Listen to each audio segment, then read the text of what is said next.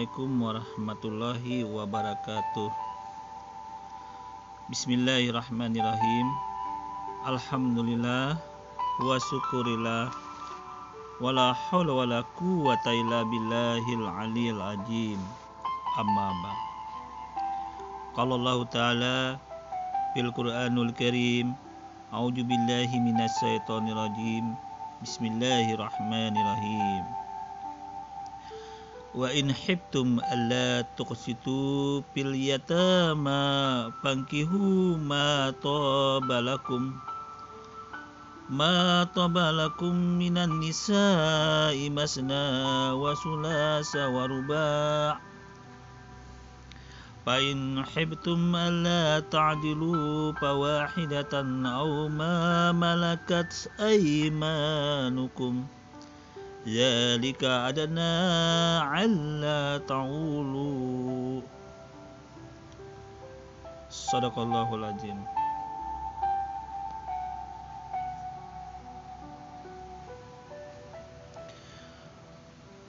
Dan jika kamu khawatir tidak akan mampu berlaku adil terhadap hak-hak perempuan yatim, bila mana kamu menikahinya, maka nikahilah perempuan yang lain yang kamu senangi, 2, 3, atau 4. Tetapi jika kamu khawatir tidak mampu berlaku adil, maka nikahilah seorang saja, atau hamba sahaya perempuan yang kamu miliki. Yang demikian itu lebih dekat agar kamu tidak berbuat zalim. Al-Quran Surah An-Nisa ayat 3. Dengan adanya kitab suci Al-Quran yang telah mengatur tentang bolehnya beristri lebih dari satu, yaitu dibatasin 4. Di mana pada saat Islam itu datang, itu masih poligami itu masih tidak terbatas. Di mana Nabi Solomon itu 1000 istri, Nabi Musa, Nabi Yakub, Nabi Daud, Nabi Yahya, dan nabi-nabi yang lain. Mereka beristri lebih dari satu dan tidak terbatas ke atasnya. Itu bisa dibuktikan di dalam Injil atau Bible, dalam kitab Taurat atau Injil. Informasi tentang istri-istri Nabi, istri umat-umat sebelumnya. Nah, kemudian Islam datang, itu mengatur itu semua. Dan bahkan dicontohkan oleh Nabi Muhammad SAW bahwa pada saat itu sebelum Al-Quran itu datang, Nabi Muhammad pun itu beristri lebih daripada 4. Nah, kemudian Al-Quran itu datang, Allah Subhanahu wa Ta'ala mengatur itu kepada umat Islam yang diturunkan kepada Nabi Muhammad bahwa dibatasin 4 orang. Ya, dibatasin 4 orang, dan itu pun dengan syarat-syarat yang susah, yang harus diikutin syarat-syaratnya itu 4 itu, yaitu harus izin dulu di pengadilan agama, izin dari istri yang pertama harus, dan syarat-syaratnya sangat susah untuk berpoligami itu gitu loh. Nah, ini kelebihannya Al-Quran mengatur. Nah, kemudian setelah itu budak-budak pun Islamlah yang menghapuskan perbudakan duluan. Terbukti setelah Islam itu datang, budak-budak itu terhapus. Bahkan di daerah-daerah Afrika yang belum dikuasai Islam itu bisa dibuktikan bahwa perbudakan pada saat itu masih ada. Sedangkan di Timur Tengah sudah tidak ada perbudakan. Nah, itu Islam ternyata berhasil mengatur itu semua. Termasuk aturan yang mengatur poligami, aturan yang mengatur perbudakan. Nah, ini Islam datang dengan diturunkannya Al-Quran ini. Oke, mari kita simak penuturan orang yang mencoba untuk menggiring opini menyerang ajaran Islam itu. Oke, go. Hari ini saya bersyukur kepada Tuhan sehingga pada malam hari ini saya bisa menyampaikan kebenaran firman Tuhan dengan judul keselamatan ditinjau dari segi Al-Quran dan Alkitab. Saudaraku yang dikasih dalam Tuhan, sebelum saya menyampaikan firman Tuhan, Saya akan perkenalkan terlebih dahulu nama saya. Nama saya Pendeta Yosua Muhammad Yasin. Mungkin saudara heran kenapa kok pendeta ada yang namanya Muhammad Yasin dan pakai kata Yosua. Saudaraku yang dikasih dalam Tuhan, nama Yosua adalah nama baptisan saya ketika saya mengenal Yesus sebagai Tuhan Juru Selamat saya pribadi. Nama saya Yosua. Sebelum saya kenal Tuhan, nama saya Muhammad Yasin. Nama Muhammad Yasin adalah nama yang diberikan orang tua saya, karena keluarga saya keluarga Muslim yang taat beragama, keluarga Muslim yang taat luar biasa, tidak pernah meninggalkan sholat, tidak pernah meninggalkan puasa. Itu keluarga saya. Kenapa? Karena keluarga saya terdiri dari tokoh agama Islam. Bahkan saya pernah mengajar madrasah di Madrasah Ibtidaiyah Hidayatul Atfal Kampung Kelapa Citayam, tempat paman saya ngajar di situ. Bahkan paman saya itu seorang tokoh agama Islam, dia punya madrasah, saya ngajar di situ, saudara. Saya katakan dalam hati saya itu nggak ada niat tujuan untuk jadi hamba Tuhan, nggak ada. Kenapa? Karena saya berpikir orang Kristen itu haram, orang Kristen itu najis. Saya menganggap orang Kristen itu tidak sempurna, karena adalah saya benci dengan kekristenan pada saat itu, saudara. Nah, yang membuat saya benci orang Kristen adalah apa? Al-Quran mengatakan, Inna dina indallahi Islam, sesungguhnya agama yang paling sempurna di sisi Allah yaitu agama Islam. Saya menganggap orang di luar agama Islam itu nggak sempurna, termasuk Kristen. Jadi saya pada saat itu benci sekali dengan orang-orang Kristen. Bahkan Oke. Di sini Madia akan jawab dulu argumen dari Pendeta Yosua Yasin ini. Sebenarnya dia di sini hanya penggiringan opini. Di dalam ajaran Islam itu tidak dibolehkan, tidak dibenarkan membenci agama orang lain. Apalagi agama itu berasal dari agama Allah Subhanahu wa taala juga, yaitu agama Yahudi dan Nasrani. Mengapa buktinya? Umat Islam tidak membenci, tidak dibolehkan membenci ajaran agama orang lain. Itu buktinya Nabi Muhammad SAW pada masa mudanya, beliau itu berdagang ke daerah-daerah Irak, Iran, dan berkeliling dulu berdagang. Itu para anggotanya, para partner bisnisnya itu orang-orang ajaran Yahudi, ajaran Kristen, orang yang beragama di luar Islam. Nah, itu menandakan Nabi Muhammad berinteraksi dengan orang-orang di luar Islam. Jadi ini hanya kebohongan Pendeta Yosua aja menggiring opini bahwa umat Islam benci terhadap umat di luar Islam. Buktinya yang lain apa? Buktinya yang lain, pada saat Nabi Muhammad SAW tinggal di kota Madinah, mereka bersama-sama membangun kota Madinah. Itu ada 3 suku bangsa pada saat itu. Bangsa dari kaum Muhajirin, bangsa dari kaum Ansar, suku dari yang disebut Muhajirin, kelompok Muhajirin, kelompok Ansar, itu dalam kalangan Islam itu sendiri. Nah, kemudian bangsa Yahudi, ada tiga suku bangsa yang besar pada saat itu di Madinah, terus bangsa umat Nasrani. Jadi mereka membuat perjanjian untuk memajukan kota Madinah dengan perjanjian Hudaibiyah, ditandatangani, dan ini terbukti dalam sejarah. Jadi umat Islam dengan 3 kelompok agama di kota Madinah hidup rukun damai, tidak saling membenci, malah saling membantu melindungi kota Madinah dari serangan-serangan yang ingin menghancurkan kota Madinah itu sendiri. Jadi ini suatu kebohongan yang disampaikan oleh Pendeta Yosua Muhammad Yasin. Kita lanjut dulu ya. Kisah itu, saudaraku yang dikasih dalam Tuhan, saya ingin mengislamkan beberapa pendeta supaya pendeta itu bisa masuk Islam, bahkan ingin mengislamkan anak-anak Tuhan pada saat itu, saudaraku yang dikasih dalam Tuhan. Saudaraku yang dikasih dalam Tuhan, sejak kecil orang tua saya itu sudah menanamkan pendidikan agama Islam kepada saya. Saya dimasukkan sekolah Madrasah Ibtidaiyah usia 6 tahun. Dari Madrasah Ibtidaiyah tamat sanawiyah 3 tahun. Dari sanawiyah masuk lagi aliyah 3 tahun. 12 tahun saya belajar pendidikan agama Islam. Dari madrasah ibtidaiyah, madrasah sanawiyah, madrasah aliyah, bahkan ditambah lagi dengan ilmu pengajian lain.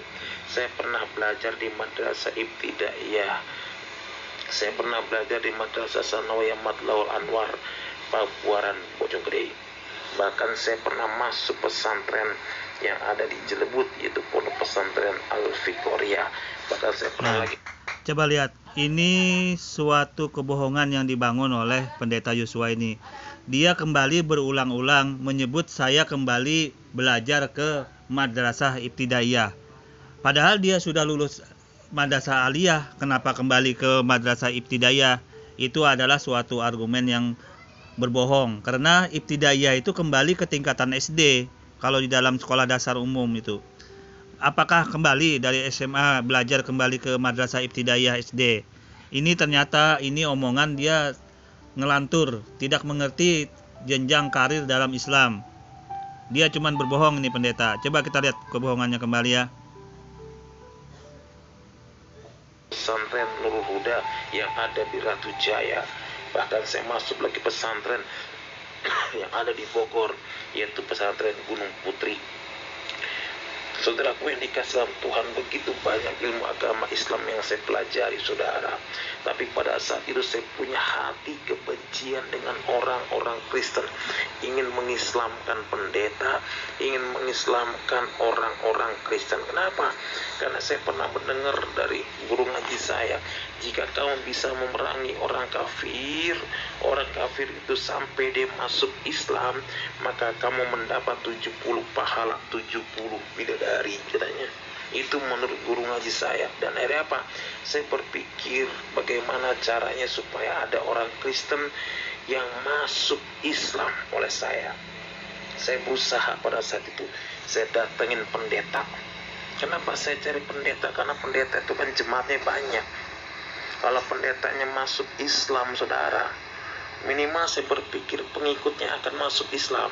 Nah, sekarang satu orang aja. Oke. Nah, di sini sebenarnya ini omongan sudah ngalur ngidul dari pendeta Yosua ini.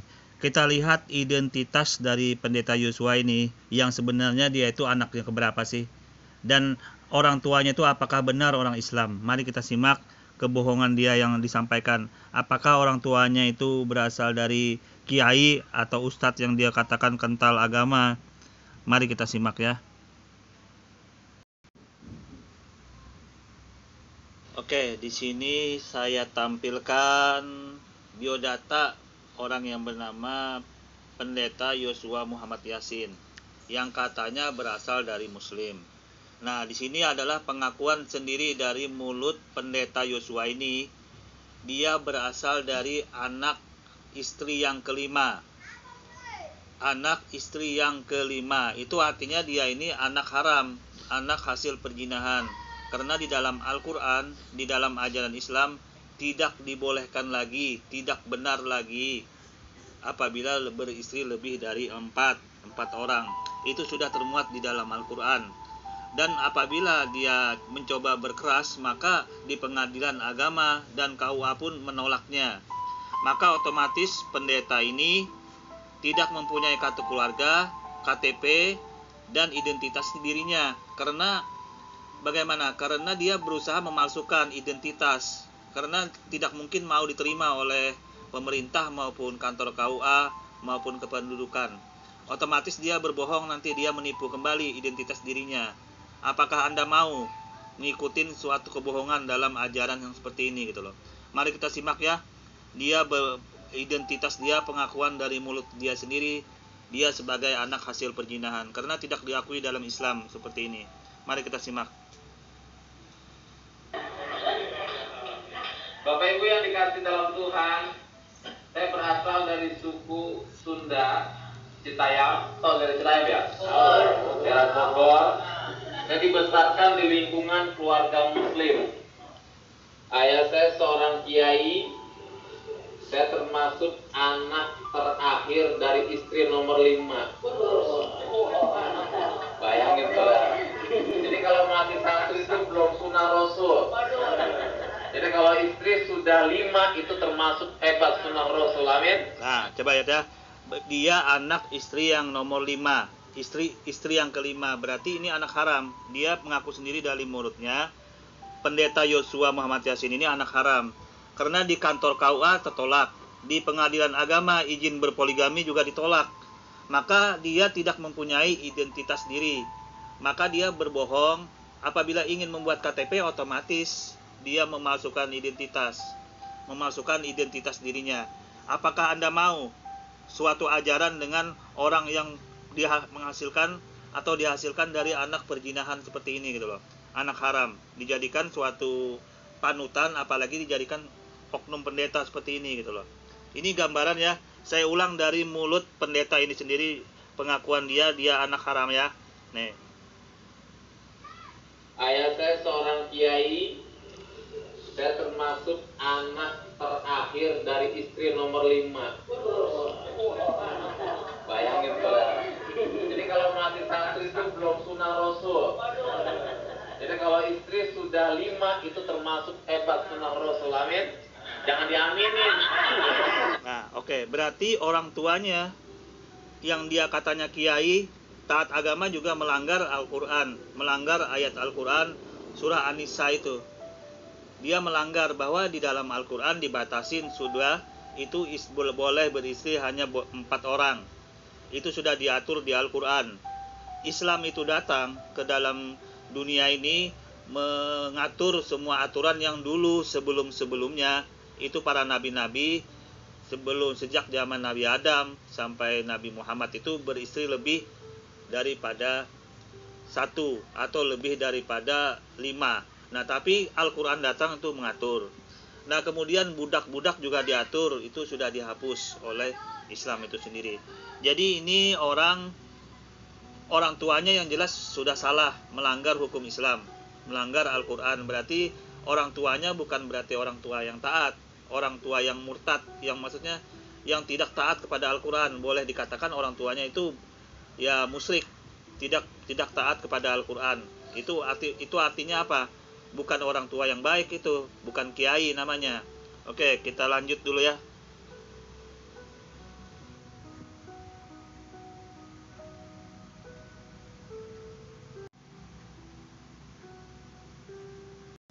Nah, tadi kita sudah simak ya beberapa bukti dari pengakuan dari mulut pendeta ini sendiri.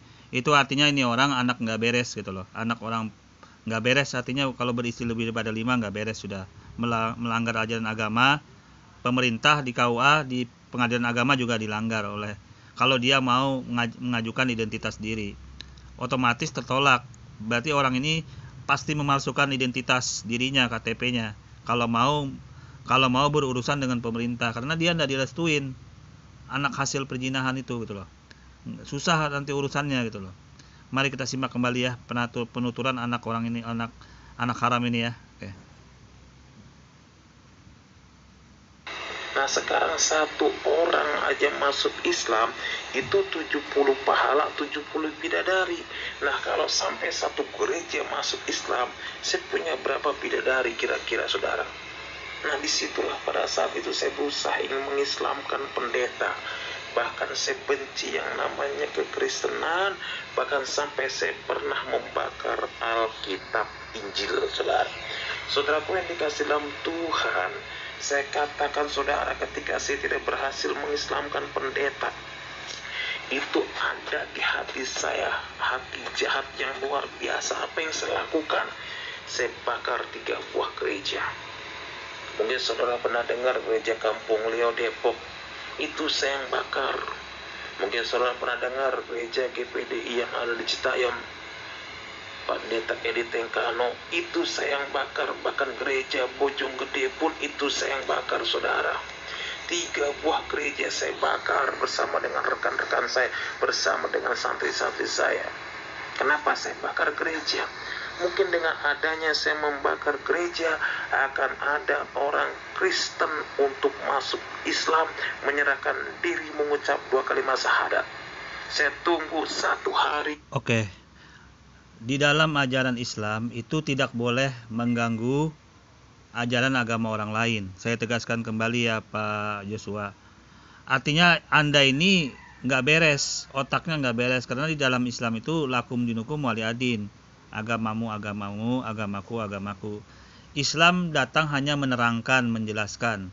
Urusan mau menerima atau tidak ajaran Islam itu tidak ada pemaksaan di dalam ajaran Islam.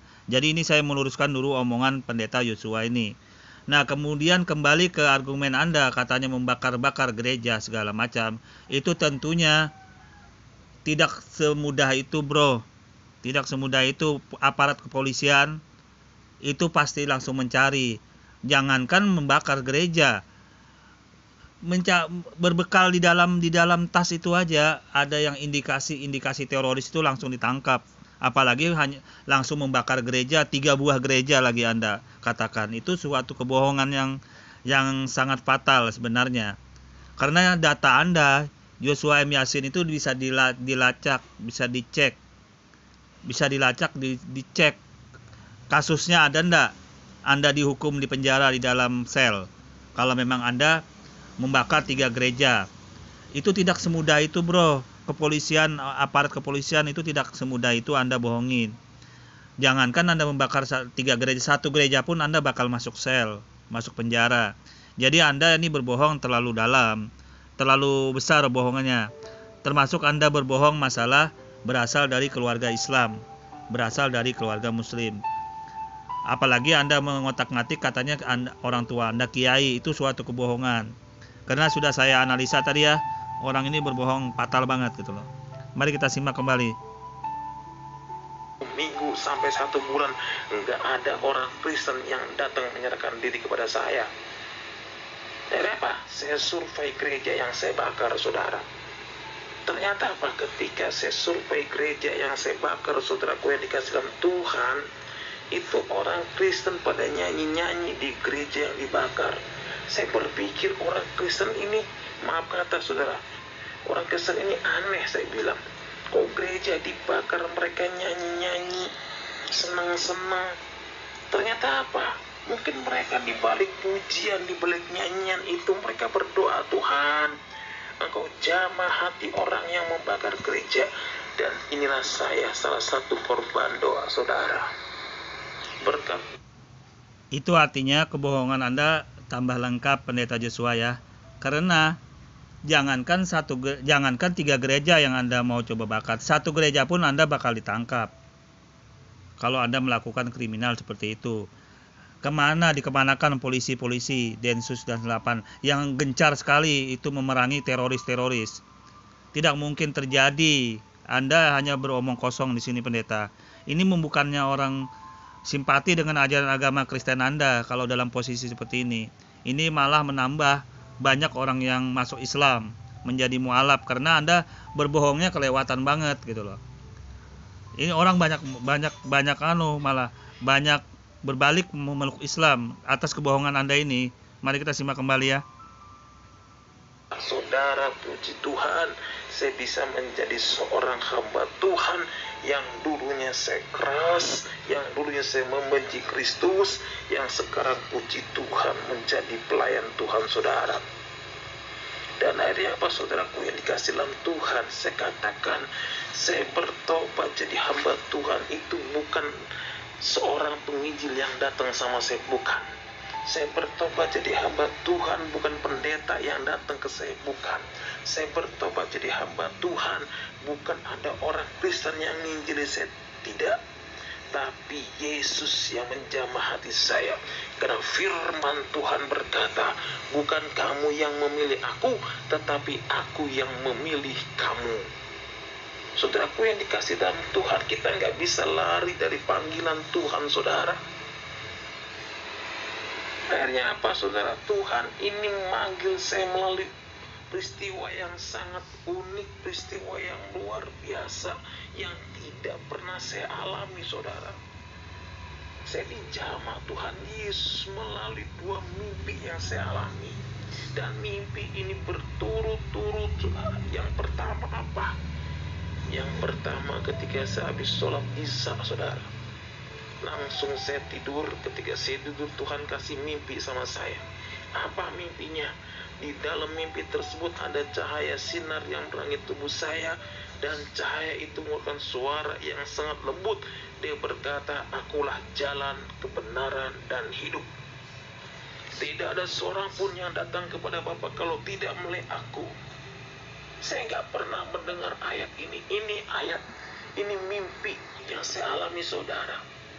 Ketika saya terbangun dalam tidur saya, ketika saya terbangun dalam tidur, saya seolah-olah ini mimpi nyata. Karena sekujur tubuh saya penuh dengan keringat, saudaraku yang dikasih dalam Tuhan. Dan akhirnya saya masuk ke kamar mandi, saya ngambil air sembahyang, saya sholat.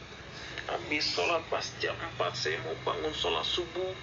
Ayat yang saya mimpikan ini terngiang-ngiang di telinga saya, selalu teringat terus oleh saya. Ngajar ngaji saya teringat ayat mimpi itu. Mau jadi imam saya teringat mimpi itu. Terus saya dihantui oleh mimpi itu. Bahkan 3 kali berturut-turut mimpi itu selalu menghantui saya. Dan akhirnya saya coba-coba bertanya kepada paman saya, seorang kiai.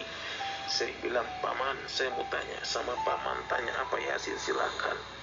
Begini paman, saya pernah dikasih mimpi. Di dalam mimpi tersebut ada cahaya sinar yang menerangi tubuh saya, dan cahaya itu adalah suara yang sangat lembut. Dia berkata, akulah jalan, kebenaran, dan hidup. Tidak ada seorang pun yang datang kepada Bapa kalau tidak melalui aku. Apa artinya di paman? Paman saya hanya bisa bilang, coba Yasin, kau buka Al-Quran yang jumlah. Nah, oke. Di sini saya jawab dulu ya argumen ngalur ngidul Pendeta Yosua ini. Dia mengatakan, katanya, akulah jalan, kebenaran, dan hidup. Tidak ada yang sampai kepada Tuhan Bapa kecuali melalui aku.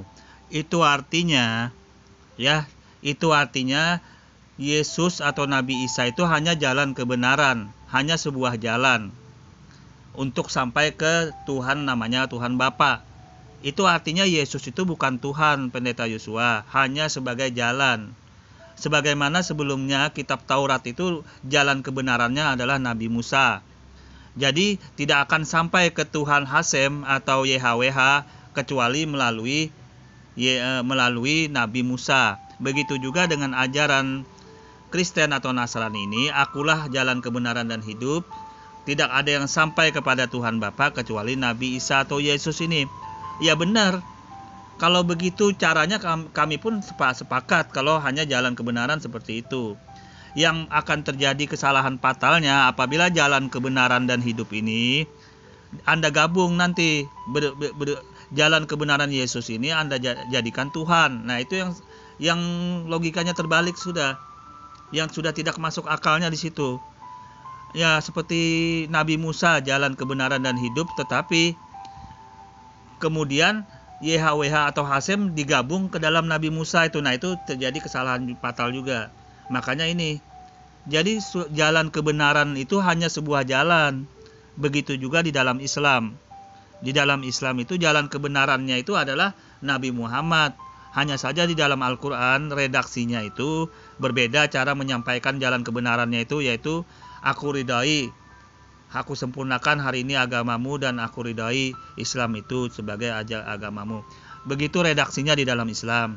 Kalau di dalam ajaran Bible Anda, Injil ini, redaksinya akulah jalan, kebenaran, dan hidup. Begitu juga di dalam kitab Taurat. Itu kan jalan kebenarannya kan Nabi Musa. Jalan kebenarannya itu Nabi Musa untuk mencapai ke Tuhan yang bernama YHWH atau Hasem atau Elohim. Nah itu, jadi intinya bagaimana? Intinya ya nggak ada bisa dikatakan Tuhan. Jalan kebenaran kok nggak bisa digabung menjadi Tuhan gitu loh. Mari kita simak. Kalau ini kita masih sepakat karena satu jalur, masih hanya berkisar berputar-putar di masalah jalan kebenaran hanya sebagai jalan ya. Mari kita simak Pendeta. 6.666 ayat yang terdiri daripada 37 114 surah. Buka, cari di Al-Quran.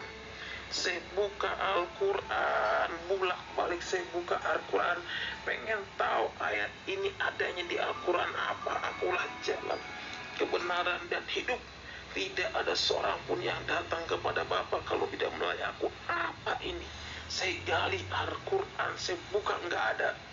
Lalu saya bilang lagi kepada paman saya bilang, saya sudah buka Al-Quran, ini nggak ada, nggak ketemu ayat ini adanya di mana. Terus paman saya bilang, kamu punya guru ngaji, datang ke guru ngaji kamu. Saya datang ke guru ngaji saya karena saya penasaran dengan mimpi ini. Saya tanya sama guru ngaji saya bilang, Abah, saya pernah dikasih mimpi. Di dalam mimpi tersebut ada cahaya sinar yang menerangi tubuh saya, dan cahaya itu merupakan suara yang sangat lembut. Dia berkata, akulah jalan kebenaran dan hidup. Tidak ada seorang pun yang datang kepada Bapa kalau tidak melalui aku. Apa artinya ini, Abah? Guru ngaji saya bilang, Yasin, kamu lakukan sholat istikharah, karena ini mimpi dari setan katanya. Sekarang kamu pulang, ambil kembang 7 rupa ke sini. Dalam hati saya, Abah, saya datang ke sini mau tanya mimpi, bukan kembang 7 rupa. Dan saya kasih. Ini suatu penggiringan opini yang negatif ya. Di dalam ajaran Islam tidak ada seperti itu. Kalau membahas dalam materi-materi seperti itu. Sebenarnya seperti yang saya sudah tegaskan tadi, di dalam ajaran Islam itu sudah disuruh beriman, disuruh mengimani kitab-kitab suci, kitab Taurat, kitab Injil, kitab Zabur, suhuf, semua itu dipelajarin di dalam ajaran Islam. Tapi intinya begini, orang yang kemampuan keilmuannya masih awam memang tidak diharuskan mempelajari kitab-kitab suci yang sudah dibenarkan di dalam Al-Quran itu. Tetapi kalau yang berkemampuan mampu untuk membahas, mengoreksi, membandingkan dan segala macam dalam kitab suci itu tidak ada masalah. Jadi intinya bagaimana? Intinya sebenarnya informasi seperti ini tidak perlu nanya-nanya, berarti Anda ini termasuk bodoh. Berarti Anda tidak mengimani rukun iman yang mempercayai kepada kitab-kitab suci, gitu loh. Iman kepada Allah, beriman kepada malaikat, ya kan? Beriman kepada Rasul, beriman kepada kitab-kitab suci. Nah, berarti Anda ini tidak mempercayai kitab-kitab suci yang Allah turunkan karena Anda tidak mengetahui ilmunya. Buktinya Anda masih menanya, ini dari mana, ini dari mana. Kalau orang Islam sudah tahu, itu berasal dari Injil dan berasal dari kitab Bible.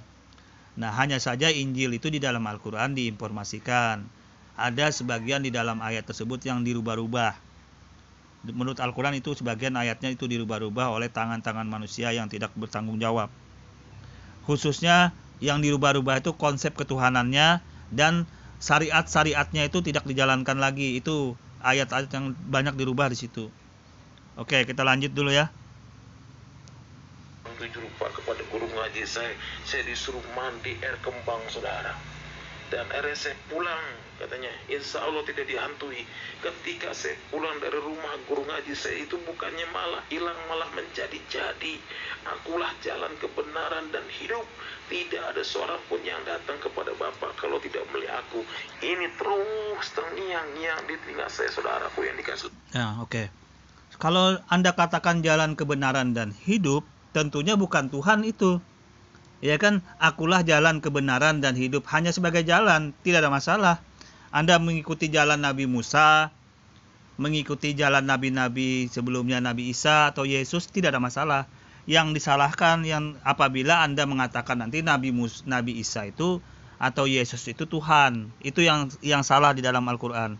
Karena itu bertentangan dengan ajaran Nabi Abraham, bertentangan dengan ajaran Nabi Musa, bertentangan dengan ajaran Nabi Muhammad. Karena semua nabi-nabi itu hanya sebagai jalan. Nabi Solomon itu juga sebagai jalan. Hanya sebagai jalan. Hanya saja penyampaian mereka di dalam kitab-kitab suci sebelumnya itu berbeda-beda redaksinya. Kalau di dalam Islam redaksinya, aku ridhoi Islam itu agamamu. Ya kan? Nah, itu redaksinya seperti itu. Padahal itu menunjukkan juga jalan kesempurnaan. Jalan hanya sebagai jalan gitu loh. Oke. Jadi ini menjelaskan kepada saudara-saudaraku yang muslim dan yang di luar Islam bahwa jalan kebenaran dan hidup ini sebenarnya itu hanya sebuah jalan. Dan apabila nanti pemutarbalikan dari makna kata ini yang dalam ayat ini yang terjadi kesalahan nanti, mari kita simak ya. Apakah benar dia tetap konsisten dengan hanya sebagai jalan atau nanti ujung-ujungnya gabung nanti jalan itu dijadikan Tuhan gitu loh. Mari kita simak.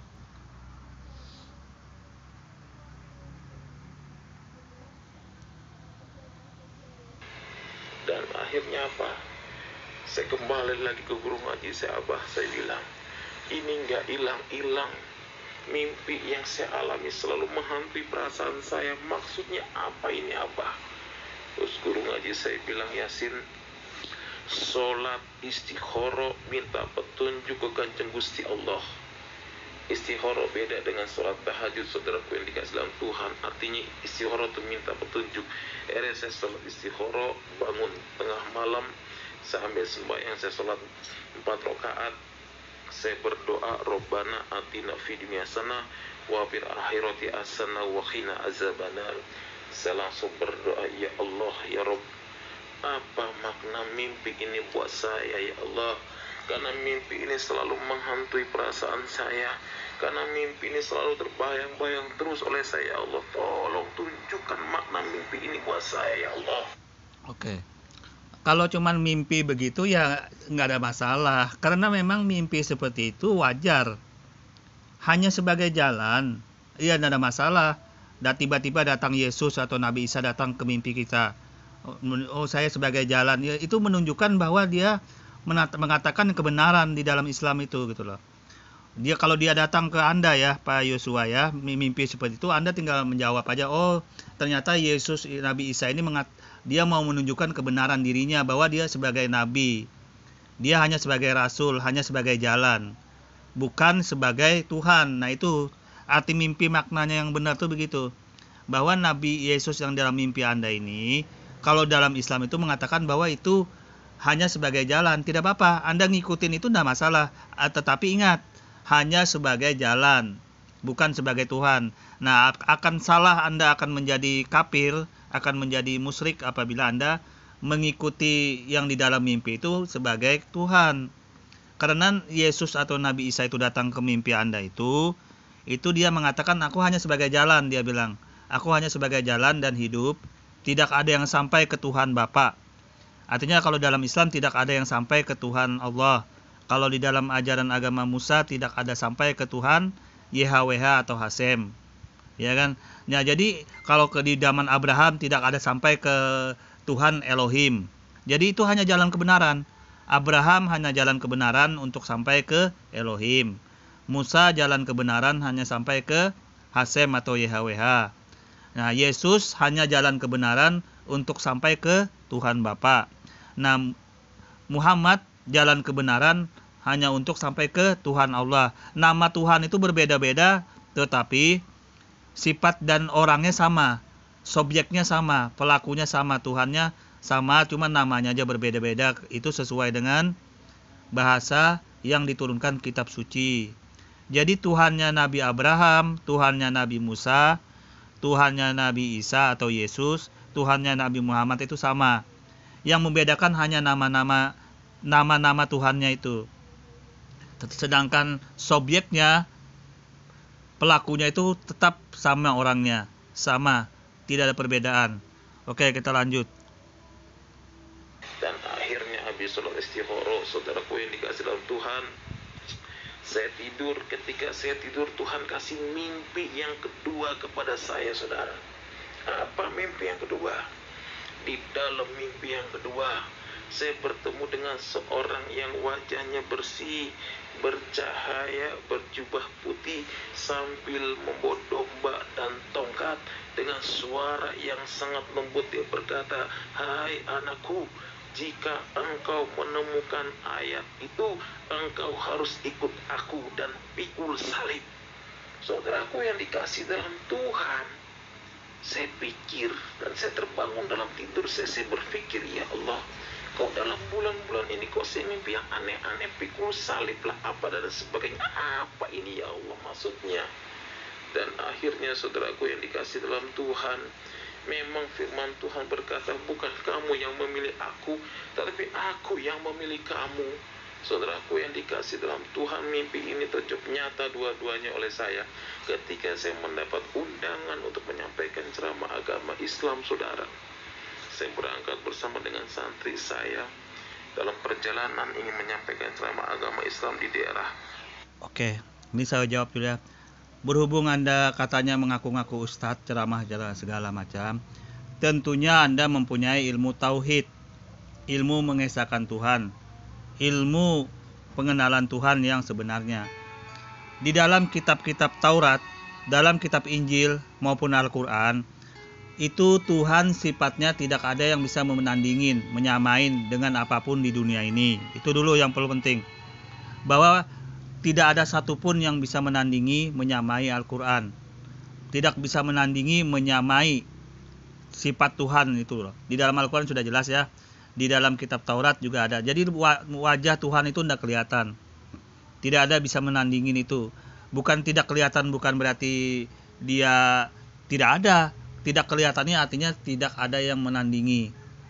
Jadi kalau ada yang Tuhan mengaku-ngaku berbentuk seperti manusia, baik hadir dalam mimpi, berbentuk atau dalam bentuk wujud makhluk ciptaannya, maka itu tertolak di dalam ajaran tauhid. Bahkan di dalam ajaran Nabi Musa tertolak. Tuhan yang mau menampakkan diri ke Nabi Musa juga tidak bisa. Nabi Musa juga tidak bisa melihat Tuhan.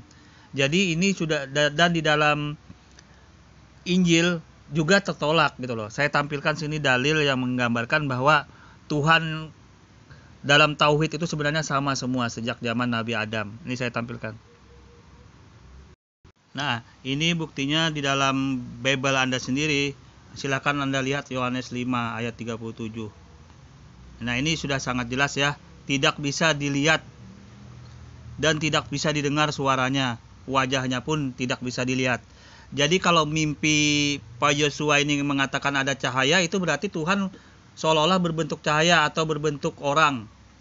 Mengaku-ngaku Tuhan berbentuk orang berbaju putih katanya segala bla bla bla. Nah, itu tertolak dengan Yohanes 5 dalam Bible Anda sendiri. Bahwa dia Tuhan itu, Tuhan Bapa itu, Bapa yang mengutus aku, kata Yesus, bahwa ini kan Yesus semua ngomong ini, Bapa yang mengutus aku, dialah yang bersaksi tentang aku, bahwa kamu tidak pernah mendengar suaranya, rupanya pun tidak pernah kamu lihat. Nah, berarti Yesus itu hanya sebagai perantara, hanya sebagai utusan ya.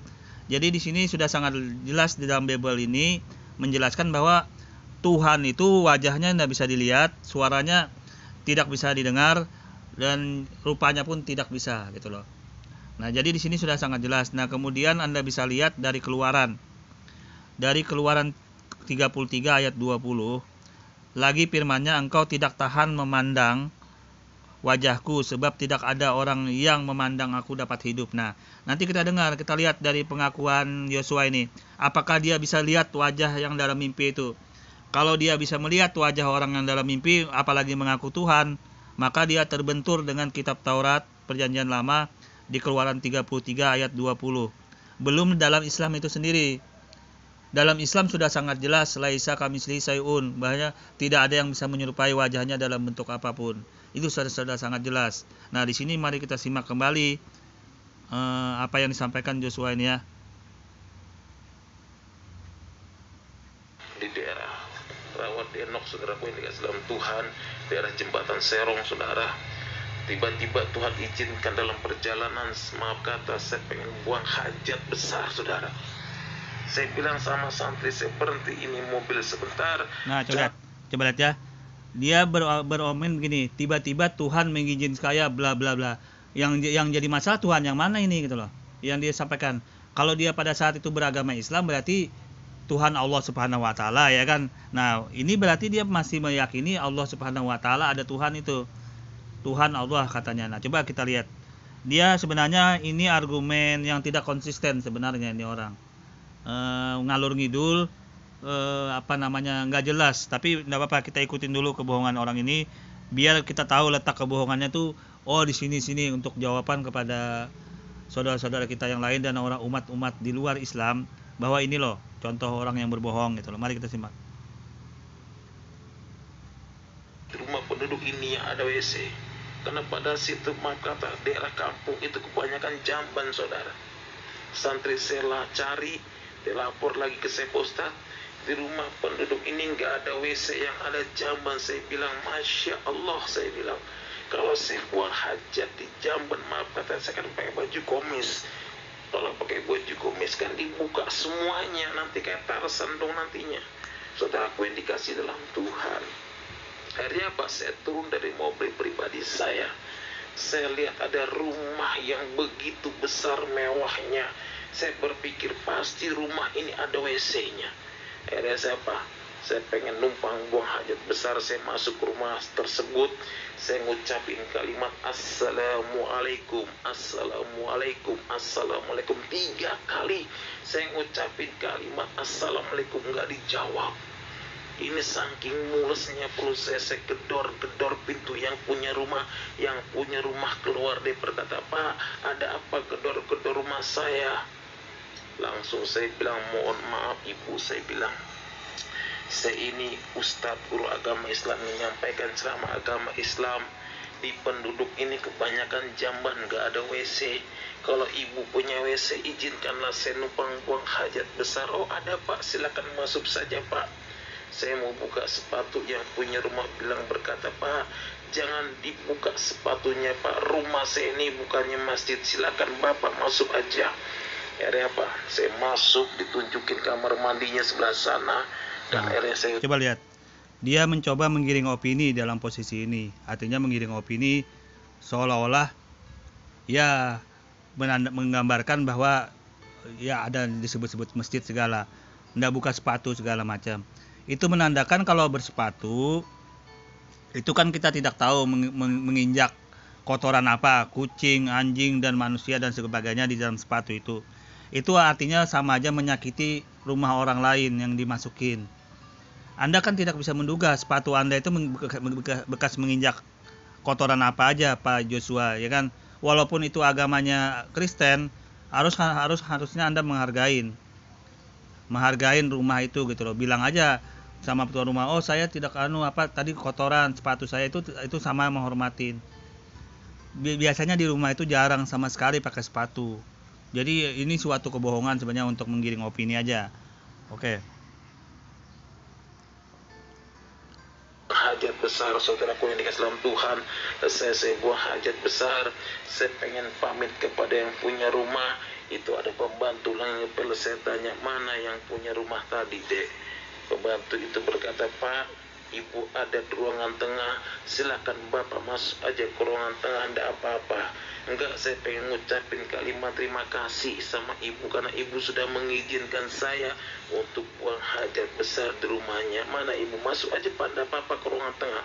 Saya masuk ke ruangan tengah, saudaraku yang dikasih dalam Tuhan, Ibu itu lagi baca Quran. Saya pengen ngucapin kalimat terima kasih. Sebelum ucapan kalimat terima kasih itu keluar dari lidah bibir saya, saudaraku yang dikasih dalam Tuhan, saya melihat gambar yang sedang bawa domba dan tongkat. Saya kaget ketika melihat gambar itu. Saya terkejut. Saya bilang, "Ya Allah, ini kan gambar yang ada dalam mimpi saya. Kenapa adanya di rumah ini?"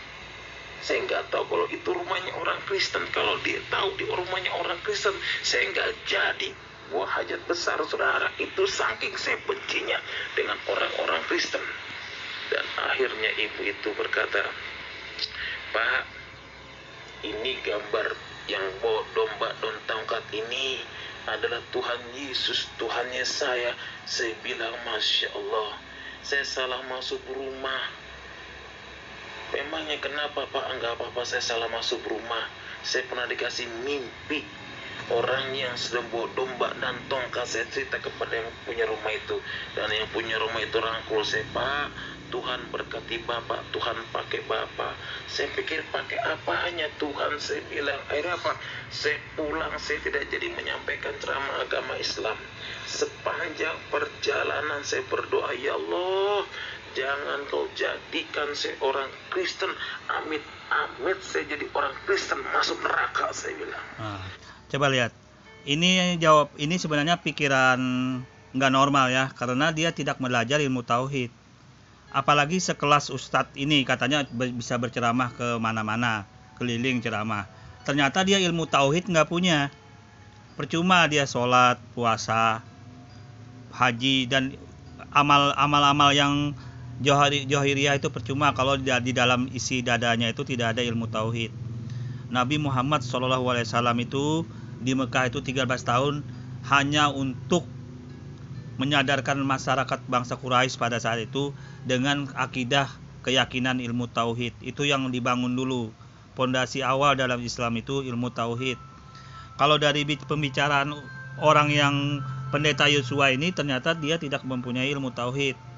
Tidak bisa membedakan Tuhan itu apa, sifat Tuhan itu bagaimana gitu loh. Dia tidak bisa membedakan.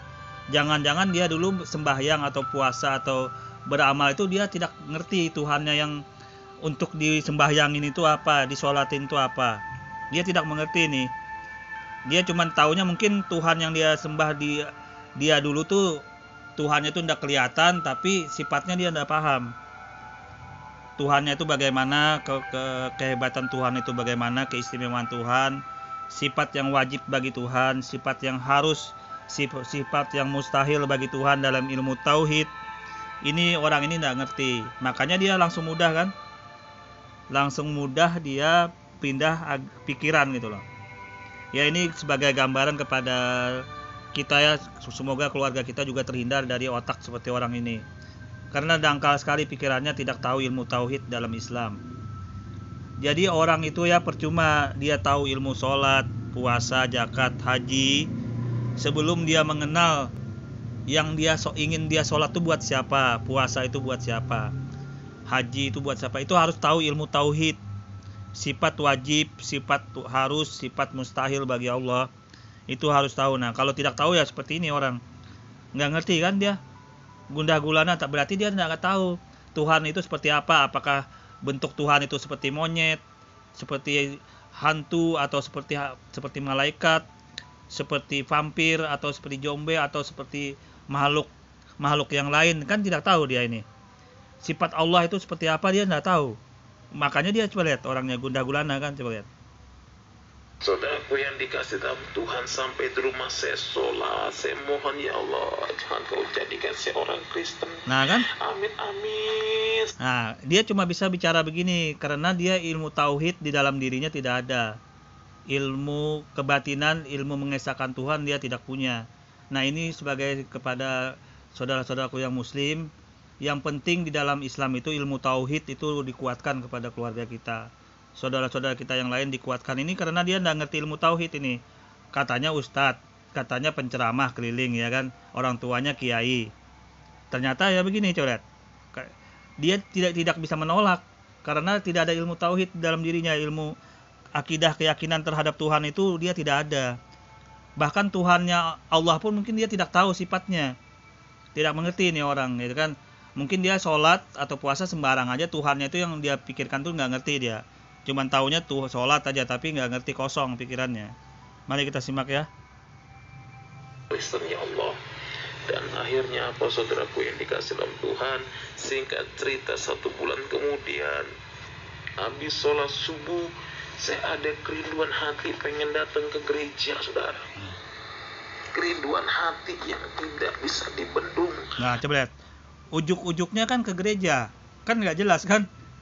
Pemikiran apa namanya ujuk-ujuknya, artinya nggak ada angin, nggak ada hujan kok mau ke gereja, padahal dia ustadz ya kan, padahal dia guru pesantren katanya, kiai, orang yang penting. Apa hubungannya ke gereja? Kalau mau cari Tuhan tentunya dia harus membuka ilmu tauhid. Mau di dalam kitab Injil pun sebenarnya Tuhannya Nabi Musa, Tuhannya Nabi Isa itu sama hakikatnya ilmu tauhid, mengesahkan Tuhan. Kenapa dia ujuk-ujuk ke gereja, kan tidak jelas nih. Mari kita lanjutin ya. Saya cari gereja yang pertama saya datangin gereja yang saya bakar di Citayam. Saya masih pakai sarung, saya duduk di belakang. Ketika saya duduk di belakang saudara, ada lagu yang sangat menyentuh hati saya. Apa? Roh Kudus hadir di sini, mengalir di bait suci. Itu saya merinding saudara. Saya lagu itu dinyanyikan, pendeta naik ke atas mimbar dan pendeta itu berkata kepada jemaatnya, mari sama-sama kita buka Alkitab kita. Apa yang dibuka? Nah, coba lihat. Dia tadi menyanyikan Roh Kudus ya kan, padahal dia seharusnya tahu Ruhul Kudus itu berasal dari ajaran Islam.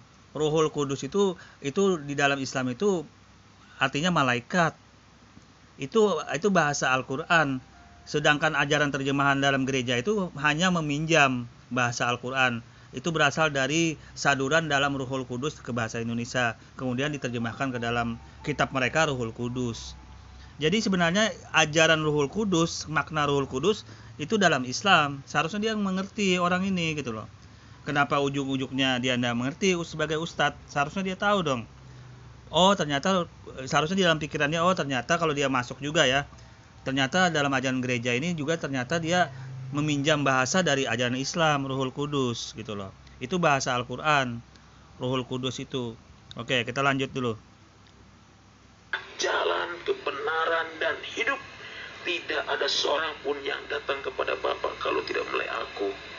Saudaraku yang dikasih dalam Tuhan, ketika pendeta dengar saya bacakan khotbah seperti itu, saya kaget luar biasa. Saya terkejut, ya Allah, ini kan ayat yang ada dalam mimpi saya, yang saya cari-cari di Al-Quran nggak ada. Saya bilang, kenapa ada di orang Kristen? Saya bilang, ayatnya orang Kristen, Alkitabnya. Ya enggak apa-apa, ayat itu sebenarnya enggak ada masalah Pak Pendeta Yosua ya. Seharusnya Anda mikir, ternyata Yesus atau Isa itu datang ke mimpi Anda itu, dia menjelaskan kepada diri Anda bahwa dia sebenarnya hanya utusan. Itu sebenarnya memperkuat iman Anda. Posisi dia itu sebagai utusan aja, sebagai nabi, sama dengan nabi-nabi sebelum Yesus itu datang. Sebenarnya tidak ada masalah ayat itu. Mari kita simak. Saya benci, saya bilang, kenapa sebelum saya kenal Tuhan Yesus, saya orang yang paling jahat membakar gereja, orang yang paling jahat membakar Alkitab Injil, saudara. Saudaraku yang dikasih dalam Tuhan, akhirnya apa? Selesai pendeta itu khotbah, pendeta berkata, saudaraku yang dikasih dalam Tuhan, saya mengundang saudara yang pertama kali hadir datang ke gereja ini, silakan maju ke depan. Karena saya merasa saya orang yang pertama kali datang ke gereja itu. Ada apa? Saya maju ke depan. Ketika saya maju ke depan, itu pendeta tumpang tangan, dia berdoa bersama dengan jemaatnya. Mari sama-sama kita tumpang tangan, kita berdoa buat anak Tuhan yang pertama kali ke gereja. Ketika saya ditumpangin tangan, itu pendeta nyanyi lagu yang luar biasa. Lagunya saya ingat betul, saudara. Mengalirlah kuasa Roh Kudus, mengalirlah di tempat ini. Ketika saya dengar lagu tersebut, saya menangis luar biasa. Ketika saya menangis, saya teringat membakar gereja. Ketika saya menangis, saya teringat membakar Alkitab. Ketika saya menangis, saya teringat ingin mengislamkan pendeta. Dan pendeta itu habis doakan saya, dia peluk saya, dia berkata, Pak, Tuhan berkati Bapak, Tuhan pakai Bapak. Saya teringat kalimat Tuhan pakai ketika saya buang hajat besar, saudara. Dan ketika saya di gereja, dan tiba-tiba ada omah-omah menghampiri saya. Pak, Tuhan berkati Bapak, Tuhan pakai Bapak. 3 kali kalimat Tuhan pakai, saudara. Saudaraku yang dikasih dalam Tuhan, akhirnya habis dari gereja saya pulang, saudara. Ketika saya pulang, yang namanya guru agama Islam, saudaraku yang dikasih dalam Tuhan, saya cuci kaki saya dengan tanah 7 kali, air 7 kali, sabun 7 kali. Saya berdoa tobatan nasuha, ya Allah, saya nggak mau ke gereja lagi, karena gereja punyanya orang kafir. Saudaraku yang dikasih dalam Tuhan, karena firman Tuhan berkata, bukan kamu yang memilih aku, tetapi aku yang memilih kamu. Kita nggak bisa lari dari panggilan Tuhan, saudara. Saudaraku yang dikasih dalam Tuhan. Dan akhirnya selama 1 bulan penuh, saya datang ke gereja, saudara. Setiap minggu. Ya, sebenarnya kalau masalah kitab suci, Injil, Taurat, Al-Quran, Zabur itu kan sudah sangat jelas Allah Subhanahu wa taala menurunkan kitab-kitab suci itu mereka. Buat Islam Al-Quran, buat mereka bangsa Yahudi, bangsa Nasrani atau Kristen itu sudah sangat jelas. Jadi intinya bagaimana? Selama ajaran mereka itu tidak menyimpang dengan konsep ketauhid, maka mereka itu sebenarnya masih diakui oleh dalam Al-Quran itu sendiri dalam Al-Baqarah ayat 62. Itu sudah sangat jelas. Nah, yang jadi masalah di sini ya, M. Yasin, itu apabila Nabi Isa atau Yesus itu disembah menjadi Tuhan. Nah, itu yang menyalahin. Sama di ajaran Nabi bangsa Yahudi pada Nabi Musa itu juga mereka menyembah Nabi Uwais namanya. Uwais itu sama Melkisedek, apa itu juga disembah-sembah, dipuja-puja oleh bangsa Yahudi, kelewatan juga mereka menyembahnya sampai menjadi Tuhan juga. Nah, itu yang ditegur, yang Islam datang untuk meluruskan yang seperti itu.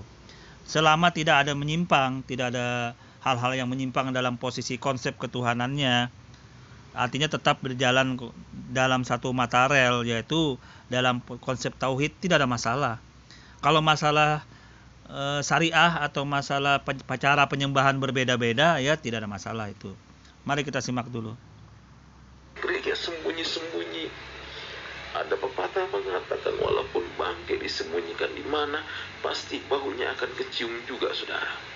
Dan saudaraku yang dikasih nama Tuhan, saya ketahuan ke gereja oleh keluarga saya, oleh paman saya. Ketika saya pulang dari gereja, disitulah terjadi malapetaka buat saya. Saya harus mengalami penganiayaan yang luar biasa. Saya harus diusir. Oke. Dalam posisi ini juga sebenarnya tidak ada masalah. Tidak ada masalahnya bagaimana? Karena kan gereja yang dia sampaikan kan belum jelas gereja apa dulu. Karena ada suatu gereja yang dia mengakui bahwa Nabi Isa atau Yesus itu hanya sebagai rasul. Hanya sebagai rasul. Sedangkan Tuhan yang konsepnya tauhid itu masih sama dengan ajaran Islam. Tuhan yang diakuin seperti konsepnya seperti Hasem bangsa Yahudi. Nah, itu juga ada gerejanya. Ada gereja seperti itu yang mengakuin hanya Nabi Yesus atau Isa Al-Masih itu hanya sebagai nabi. Itu tidak ada masalah kalau gereja seperti itu. Itu tidak mengandung kemusyrikan karena dalam Islam mengakui juga Nabi Isa atau Yesus itu. Dalam hal ini mungkin pendeta Yosua ini mungkin dia memasukin gereja yang seperti itu. Nggak tahu aliran apa gereja seperti itu, tapi saya tidak bahas dulu. Jadi dalam hal ini kami tidak bisa berburuk sangka juga apakah Yosua ini mungkin memasukin gereja yang hanya mengakuin Nabi Isa atau Yesus itu sebagai nabi dan rasul aja gitu loh. Kan gereja juga banyak pecah-pecahannya. Ada yang mengakuin Yesus itu sebagai Tuhan, ada yang mengakuin Yesus itu hanya sebagai nabi. Oke, kita lanjut dulu ya. Keluarga, bahkan saya harus disiksa oleh keluarga saya, saudaraku yang dikasih dalam Tuhan. Saya disiksa, dicambuk oleh keluarga saya dan diusir oleh keluarga saya karena saya menerima Yesus sebagai Tuhan dan Juru Selamat pribadi. Firman Tuhan berkata. Nah, coba lihat. Kalau dalam posisi dia ngomong Yesus itu sebagai Tuhan, nah ini sudah menyalahin, sudah menyimpang dalam ajaran Islam. Itu artinya dia menyekutukan Tuhan. Karena di dalam Al-Quran sudah sangat jelas dikatakan bahwa tidak dibolehkan, tidak benar mengatakan makhluk itu sebagai Tuhan. Ini terbentur dalam Yohanes 5 ayat 37. Nah, Bapa yang mengutus aku, berarti yang mengutus Bapa itu Yesus. Dialah yang bersaksi tentang aku. Kamu tidak pernah mendengar suaranya, rupanya pun tidak pernah kamu lihat. Berarti kalau Tuhan itu, Tuhan Bapa itu tidak bisa didengar, tidak bisa dilihat. Yesus itu hanya sebagai rasul nabi, rasul dan sebagai seorang nabi aja, tidak sebagai Tuhan. Nah, kita lihat dari Keluaran ya, di kitab Perjanjian Lama nih. Laginya, engkau tidak tahan memandang wajahku, sebab tidak ada orang yang memandang aku dapat hidup. Nah, itu artinya Tuhan di dalam Tuhannya Nabi Musa itu sama di dalam Islam. Juga sama sebenarnya dengan Tuhan ajaran Kristen Nasrani. Nah, kalau Anda mengatakan Yesus itu sebagai Tuhan, maka di situ terjadi makhluk sebagai Tuhan. Berarti bertentangan dengan kitab Yohanes 5, bertentangan dengan Keluaran 33 ayat 20, Yohanes 5 ayat 37, dan ilmu tauhid, ajaran tauhid laisa kamitslihi syai'un itu dalam Al-Quran juga bertentangan dalam surah Asura itu ya. Jadi laisa kamitslihi syai'un itu sangat jelas bertentangan. Jadi Tuhan itu tidak bisa diserupakan dengan makhluknya.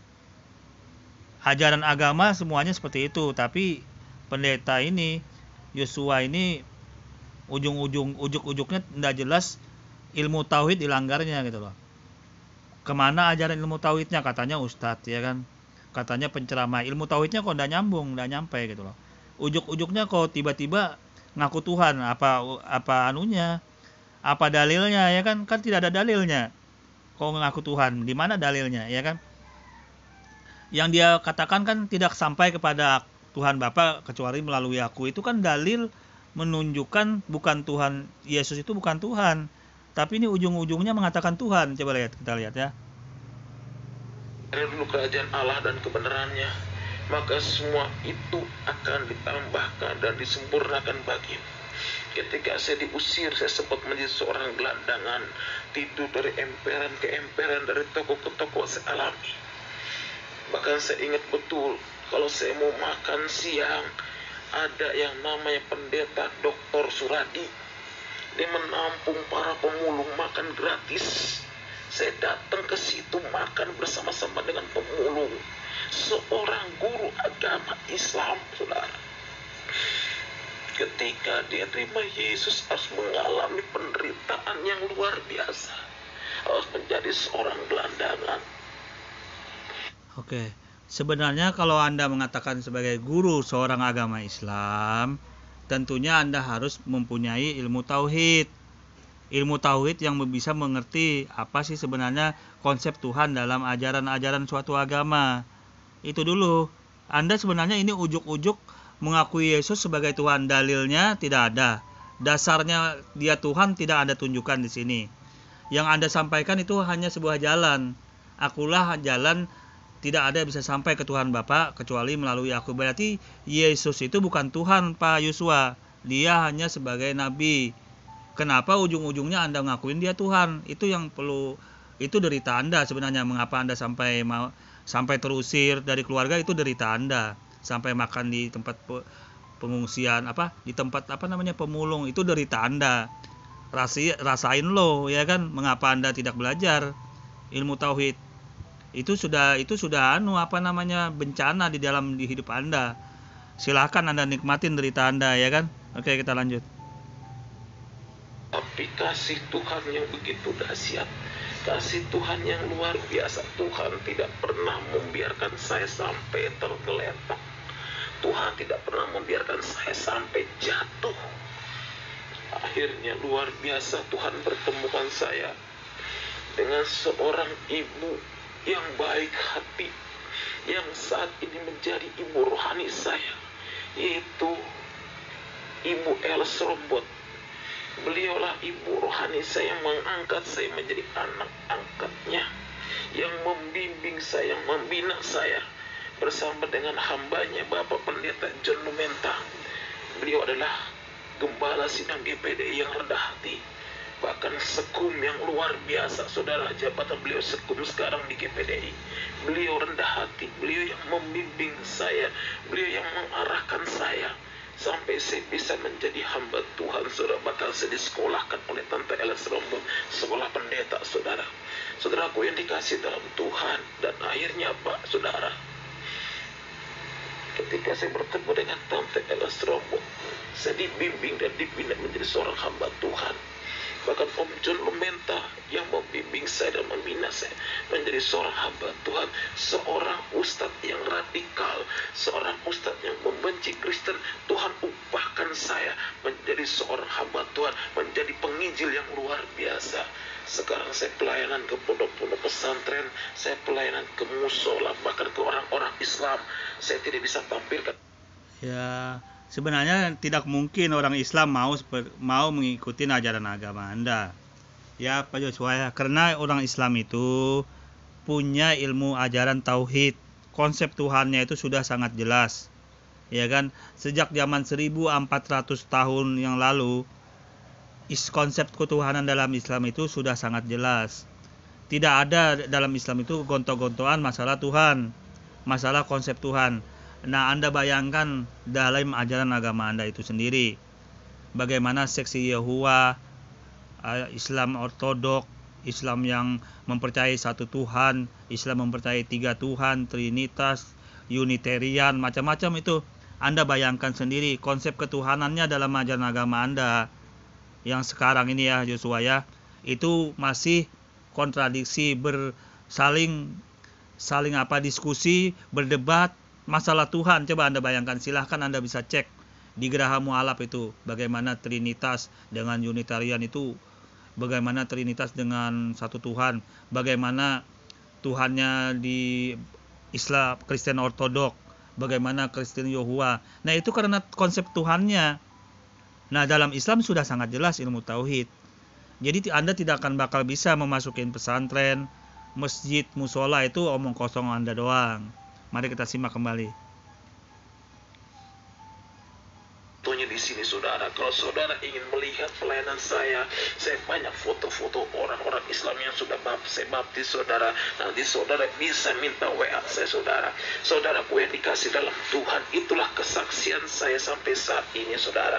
Jadi saya menghimbau kepada bapak-bapak, ibu-ibu saudaraku yang dikasih dalam Tuhan, jangan pernah meninggalkan Yesus sedetik pun. Jangan pernah meninggalkan Tuhan Yesus saudara. Alangkah ruginya kalau saudara sampai meninggalkan Tuhan Yesus saudara. Saudara, alangkah ruginya kalau saudara sampai meninggalkan Tuhan Yesus. Kadang-kadang pribadi saya menangis kalau setiap saya pelayanan ke daerah ada anak Tuhan yang meninggalkan Tuhan Yesus. Ada anak Tuhan yang meninggalkan Tuhan Yesus, saya menangis saudara. Saudaraku yang dikasih dalam Tuhan, tema saya pada saat ini, keselamatan ditinjau dari segi Al-Quran dan Alkitab. Kita akan membuka Alkitab kita dalam kitab Yohanes 14 ayat yang ke-6. Kita akan baca bersama-sama ayat ini saudaraku yang dikasih dalam Tuhan. Kata Yesus kepadanya, akulah jalan, kebenaran, dan hidup. Tidak ada seorang pun yang datang kepada Bapa kalau tidak melalui aku. Saudaraku yang dikasih dalam Tuhan. Nah, coba kita lihat. Akulah jalan, kebenaran, dan hidup. Tidak ada satupun yang datang, yang sampai kepada Tuhan Bapa kecuali melalui Dia. Itu menandakan bahwa Yesus atau Nabi Isa itu hanya sebagai utusan. Artinya utusan untuk sampai ke Tuhan Bapa. Yang anehnya dalam ajaran agama Anda ini yang sering kontradiksi, yang sering terjadi perdebatan itu, kok tiba-tiba ujung-ujungnya Tuhan Bapa sama Tuhan Yesus itu bergabung. Kenapa itu masalahnya? Kok bisa sampai terjadi ada Tritunggal, Trinitas. Nah itu yang masih terjadi sampai saat ini dengan seksi Yahua, seksi Yehova, dan Islam Ortodok dan Islam yang lain. Itu Kristen Ortodok, seksi Yahua, dan Kristen yang lain itu saling terjadi kontradiksi perdebatan Tuhannya gitu loh. Apa Anda mau dalam sudah 2000 tahun yang lalu ini ajaran agama Anda ini ya Yosua ya, konsep ketuhanannya sampai sekarang masih berdebat. Coba Anda bayangkan dengan Islam. Sejak 1440 tahun yang lalu sampai sekarang, Islam sudah kelar, urusan tauhid sudah kelar, konsep ketuhanannya. Yang membedakan tuh paling ujung-ujung ya masalah hilafiyah, masalah sholatnya. Ada yang sholat 21 rakaat, ada yang 13 rakaat, ada yang 8 rakaat. Nah itu artinya ujung-ujung dari acara-acara ritualnya aja, ritual-ritual peribadatannya. Jadi tidak hal pokok lagi dalam Islam yang terjadi perselisihan. Berbeda dengan ajaran agama Anda, konsep Tuhannya aja sampai ada yang Tritunggal, ada yang tunggal Tuhan Yesus itu aja, ada yang hanya menganggap Yesus dan Isa itu hanya sebagai rasul seperti seksi Yahua. Nah ini yang jadi renungan sebenarnya kepada ajaran agama Anda. Apa orang mau masuk Islam? Apa mau orang dari Islam masuk ke ajaran agama Anda kalau konsep Tuhannya aja masih kontradiksi? Nah ini perlu masukan kepada umat kita. Jadi kalau Anda memikirkan ini, Anda lihat ini Tuhan yang disembah oleh Yosua ini, pendeta Yosua ini masih kontradiksi, masih saling berdebat kok masalah Tuhan bagaimana, belum kelar urusannya antara Kristen Ortodok sama Kristen yang lain, Yahwa, saksi Yahwa juga masalah berbeda. Kan Anda silahkan renungkan ini. Jadi kalau Anda mencoba untuk menyerang ajaran Islam dalam posisi seperti ini, Pendeta Yosua ya, nah ini Anda sekarang mendapat jawaban dari ajaran Islam itu sendiri. Mari kita simak. Keselamatan satu anugerah yang begitu besar. Keselamatan satu anugerah yang luar biasa yang Tuhan berikan dalam setiap pribadi anak-anak Tuhan. Jadi keselamatan hanya ada di dalam Yesus Kristus, saudara. Saya katakan tanpa Yesus tidak ada keselamatan. Di luar Yesus tidak ada keselamatan. Tapi di dalam Yesus ada keselamatan yang kekal. Ada keselamatan yang luar biasa. Pegang keselamatan dengan baik. Pegang Yesus dengan baik, saudara. Kenapa? Karena Al-Quran sendiri, saudara. Di dalam Al-Quran 43 Al-Zukhruf ayat 61 dengan tegas mengatakan, dan sesungguhnya Isa itu benar-benar memberikan pengetahuan tentang hari kiamat. Karena itu janganlah kamu ragu-ragu tentang kiamat itu, dan ikutilah aku. Inilah jalan yang lurus. Lihat, Al-Quran 43 Al-Zukhruf ayat 61 berkata, dan sesungguhnya Isa itu benar-benar memberikan pengetahuan tentang hari kiamat. Karena itu janganlah kamu ragu-ragu tentang kiamat itu, dan ikutilah aku. Inilah jalan. Oke. Dalam Al-Quran itu yang Anda sampaikan bahwa Nabi Isa atau Yesus itu katanya mengetahui pengetahuan tentang hari kiamat, itu memberikan informasi tentang hari-hari sebelum kiamat itu datang. Tetapi hari-hanya tidak ada yang tahu. Yesus pun, Isa pun tidak ada yang tahu kapan terjadinya hari kiamat. Akan tetapi informasi pengetahuan ini maksudnya bahwa nanti sebelum hari kiamat itu datang, itu Nabi Isa atau Yesus itu datang ke dunia ini kembali. Tujuannya apa? Tujuannya itu membersihkan nama baiknya. Membersihkan nama baiknya Yesus Isa ini. Di dalam Al-Quran itu membersihkan nama baiknya bahwa dia sebenarnya hanya sebagai nabi dan rasul. Tidak disembah sebagaimana kaum-kaum Nasrani dan pengikut Nasrani pecahan dari Paulus ini menyembah Tuhan, dia itu sebagai Tuhan. Ini yang jadi masalah, ini yang mau diluruskan, bahwa sebelum hari kiamat itu Yesus atau Isa itu datang. Nanti dia bergabung di dalam Islam itu bersama Imam Al-Mahdi. Sebelum hari kiamat Yesus atau Isa itu datang sebagai hakim yang adil untuk membersihkan nama baiknya, membunuh Dajjal, dan membersihkan nama baiknya dari tuduhan-tuduhan dari pengikut-pengikutnya yang mengataskan nama pengikutnya, padahal mereka itu menyembah ke Nabi Isa atau Yesus itu.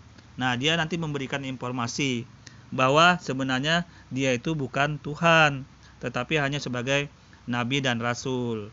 Nah, ini sebenarnya Islam mengimani. Nah, Isa atau Yesus itu Islam mengimani. Jadi kalau misalkan Islam itu mengimani Yesus dan Isa itu sebagai nabi dan rasul, sedangkan Anda tidak mengikuti ajaran Islam, maka Anda akan rugi, karena Islam selamat dua-duanya apabila salah satu, karena Islam mempercayai Yesus atau Isa itu sebagai nabi dan rasul. Sedangkan Anda tidak mengikuti Islam, Tuhan Islam, Nabi Muhammad, maka Anda akan tersesat. Karena Islam dua-duanya diakuin gitu loh. Jadi kalau misalkan Kristen yang benar, ajaran Yesus itu benar, Islam ikut juga benar, terbawa, karena Islam mengakuin Isa atau Yesus itu di dalam Al-Quran. Sebagaimana yang Anda kutip ini. Sampai tahu lagi informasi hari kiamat itu tanda-tandanya. Tetapi di dalam Alkitab dan di Al-Quran ini tidak dijelaskan kapan hari hanya. Yesus pun tidak mengetahui. Yesus pun tidak mengetahui hari kiamat itu. Bahkan Nabi Muhammad pun tidak mengetahui, hanya saja tanda-tandanya. Al-Quran itu menjelaskan tanda-tandanya, bahwa Yesus itu mengetahui tanda-tandanya, sama dengan Nabi Muhammad. Dan di dalam Bible Anda justru yang mengetahui itu kan Tuhan Bapa. Yesus malah tidak ada memberikan informasi apa-apa. Jadi hebat Al-Quran sebenarnya. Mari kita simak. Yang lurus. Saudaraku yang dikasih dalam Tuhan, Al-Quran dengan tegas mengatakan Sesungguhnya Isa benar-benar memberikan pengetahuan tentang hari kiamat.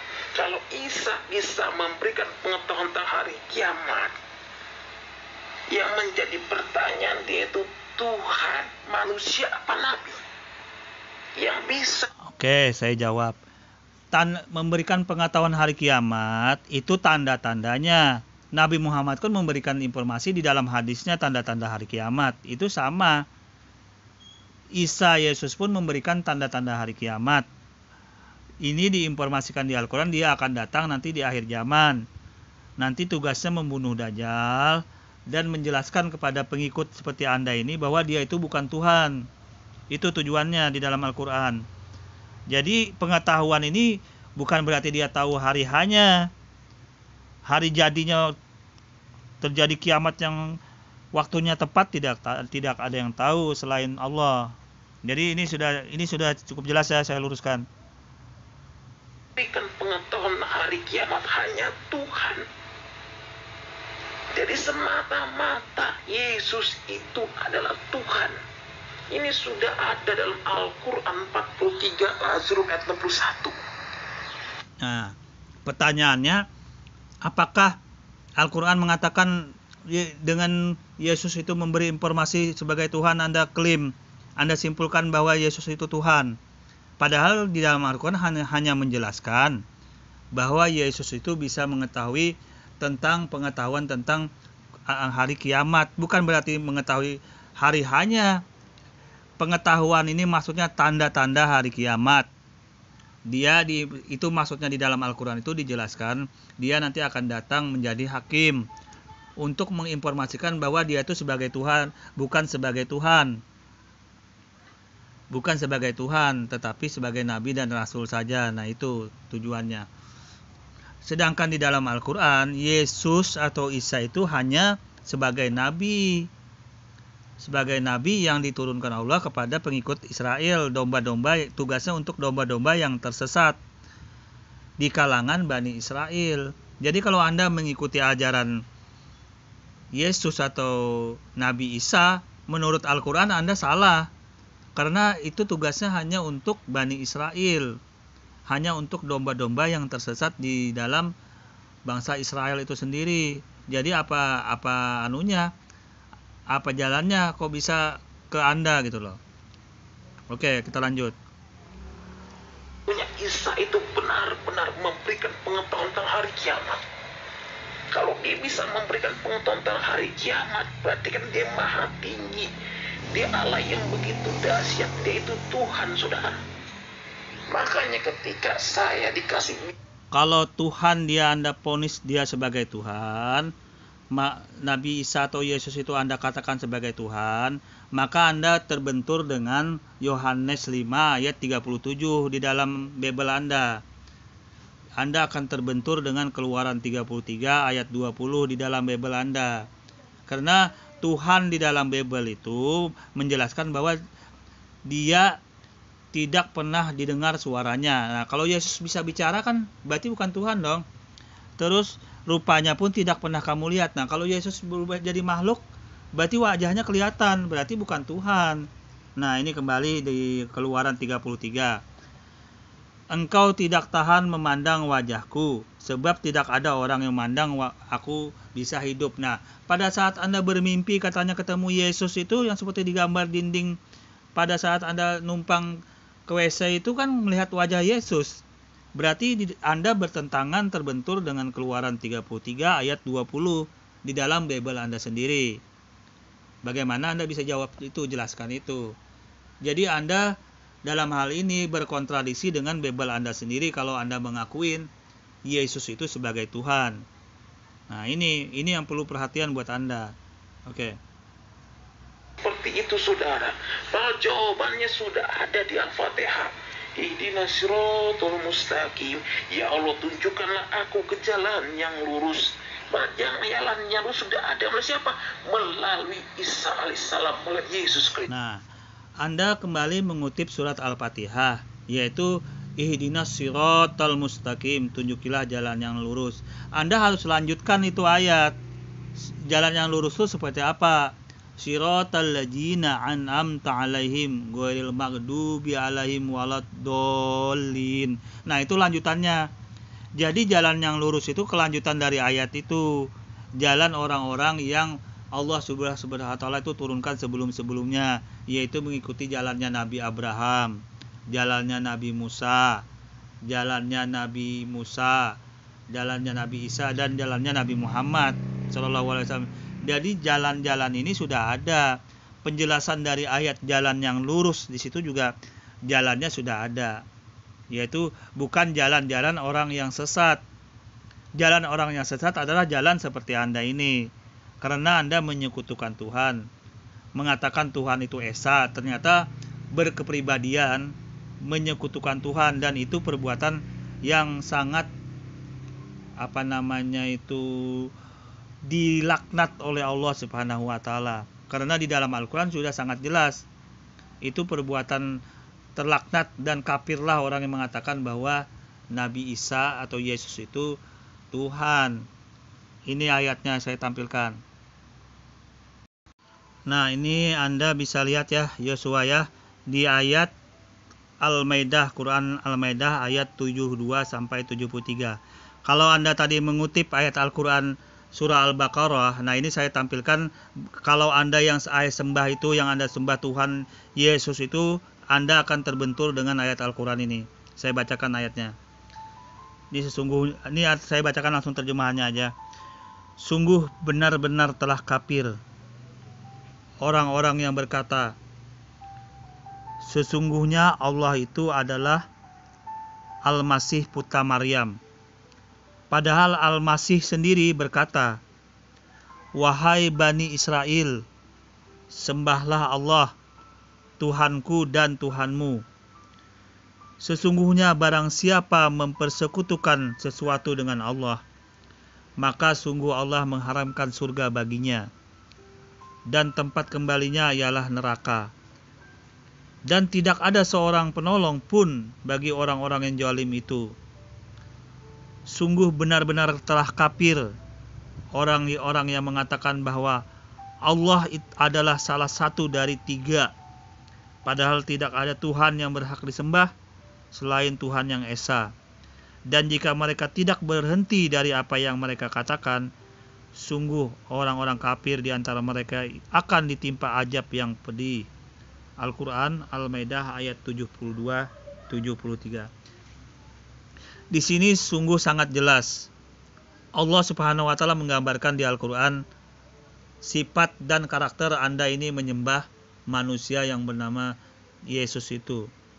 Dan perlu saya sampaikan di sini mengapa Al-Quran menyindir orang Yahudi.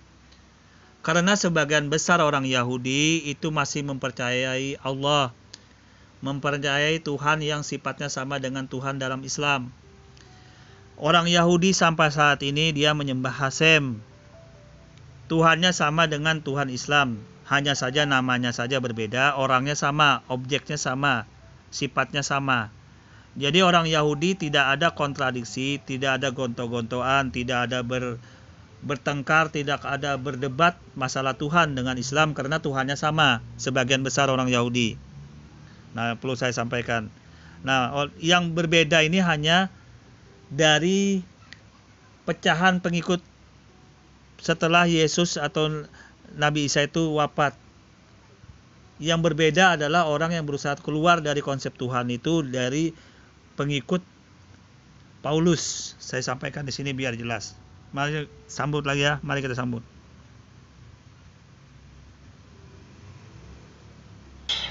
Makanya dalam Alkitab Yohanes 14 ayat 6 dikatakan, akulah jalan kebenaran dan hidup, saudara. Jadi kalau saudara sudah menerima keselamatan tersebut, saudara, yang dikasih dalam Tuhan, saya katakan jangan pernah tinggalkan Yesus, saudara. Karena jabatan kau tinggalkan Yesus, karena pernikahan kau tinggalkan Yesus, rugi hidup ini kalau kau meninggalkan Tuhan, saudara. Saudaraku yang dikasih dalam Tuhan, saya kadang-kadang saya katakan sekali lagi. Oke. Kalau saya lebih berpikir kepada Anda lebih sangat rugi Pak Pendeta Joshua ya. Karena Anda pindah itu nggak ada alasannya, ya kan? Anda tidak ada alasannya pindah ke dalam ajaran agama orang itu. Karena Anda dikatakan tadi, Anda bingung dengan mimpi. Sedangkan mimpi Anda tidak bisa bantah dengan ilmu tauhid. Padahal Anda ustadz. Padahal Anda katanya guru pesantren. Anda tidak bantah Tuhan Yesus itu bagaimana sifatnya, Tuhan Islam itu bagaimana. Anda tidak bantah sifat ketuhanan dalam ajaran agama yang Anda percaya itu sekarang. Anda sebenarnya lebih rugi. Anda tidak mengerti ilmu tauhid, mengaku-ngaku guru agama Islam. Itu yang lebih rugi sebenarnya Anda. Ini kalau lihat ada orang Kristen yang sampai dia meninggalkan Tuhan. Dia sudah pelayanan, dia tinggalkan Tuhan. Karena pernikahan, ikut suami, ikut istri. Oke, saya sampaikan di sini ya pendeta ya. Orang-orang yang ilmu agamanya, pemahaman Bible kitabnya itu sudah di level-level pendeta atau pastor, Anda bisa lihat sekarang banyak sekali oknum-oknum itu pindah ke ajaran Islam. Seperti Ahmad Kaimana, seperti Insan Mokoginta, ya kan, Imam Samudra, ibu siapa yang perempuan itu yang lupa aku ibu namanya itu mualaf juga itu. Dan itu mereka mencari, menggali ketuhanan yang dalam ajaran agama dia dibandingkan dengan konsep Islam, dibandingkan dengan konsep Nabi Musa, Tuhan Nabi Musa, dibandingkan dengan konsep Tuhan Abraham. Mereka menggali di situ. Ujung-ujungnya mereka menemukan bahwa 3 konsep ketuhanan di dalam ajaran agama Abraham, agama Musa, agama Islam kok sama. Konsep Tuhannya itu sama, Tuhannya tidak kelihatan, tidak bisa disamakan dengan apapun di dunia ini. Itu sama semua. Tiba-tiba dia merenung, pendeta-pendeta ini yang ahli ilmunya agamanya tinggi itu merenung kenapa kok dia sendiri konsep Tuhannya berbeda. Sampai ada Trinitas, Tritunggal. Nah ini yang membuat mereka itu masuk Islam, Yosua. Jangan heran, daftar para pendeta atau pastor saya tampilkan ini kalau Anda mau lihat. Nah ini saya tampilkan daftar pendeta-pendeta dan para pastor oknum-oknumnya ya yang pindah agama masuk ke agama Islam. Ini orang-orang yang sudah bisa dilacak kebenaran berita ini. Anda bisa cek sendiri ke kantor Mualaf Center Indonesia. Nah ini dari Hani Kristianto, mungkin Anda sudah kenal ya, dari Stefanus, Paulus, pendeta Paulus. Nah ini dari Surabaya. Anda bisa cek daerah-daerahnya dan gereja-gerejanya pun Anda bisa lacak di sini. Jadi orang-orang pintar dalam ajaran agama Anda itu, tokoh-tokoh dalam agama Anda, oknum pendeta, pastor, Yosua ya, dia justru memilih masuk Islam. Karena dia tahu konsep ketuhanan dalam Islam itu sejak dulu sampai sekarang itu tidak bisa dibentur-benturkan, tidak bisa diganggu-gugat. Sudah final, sudah klop, sudah oke. Anda bayangkan dengan ajaran agama Anda. Silakan Anda nilai sendiri dari aliran-aliran dalam agama Anda itu sendiri. Nah ini saya simpatnya ya. Oke. Sambil Anda bisa menyimak ya. Oke. Sambil Anda menyimak, saya tampilkan juga ini dari paparan Yosua ya. Islam Tuhan. Jangan sampai gadaikan Yesusmu, saudara. Pertahankan imanmu, pertahankan Yesusmu, saudara. Sampai akhir hayatmu, sampai Tuhan panggil inna lillahi wa inna ilaihi rajiun. Aku tetap cinta Yesus, saudara. Saudaraku yang dikasihi dalam Tuhan. Jadi satu lagi ayat Al-Quran mengatakan, saudara, jadi hanya Yesus satu-satunya sang juru selamat. Saudaraku yang dikasihi dalam Tuhan. Jadi Al-Quran dalam 43 ayat 61 itu dengan tegas mengatakan, dan sesungguhnya Isa itu benar-benar memberikan pengetahuan tentang hari kiamat.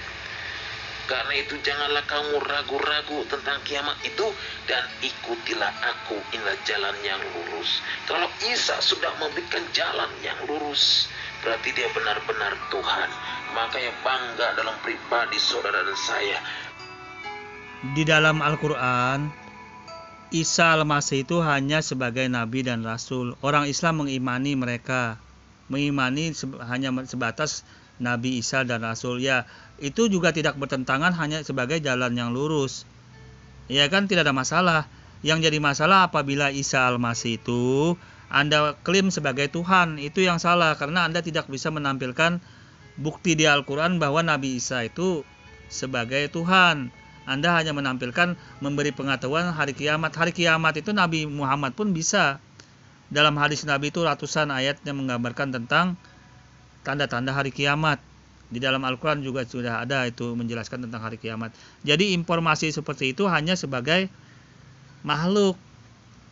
Nabi dan Rasul hanya sebagai makhluk, hanya ciptaan Tuhan, bukan Tuhan. Ini yang membuat para pendeta-pendeta oknum pastor pindah masuk Islam. Nah, ini daftar-daftarnya.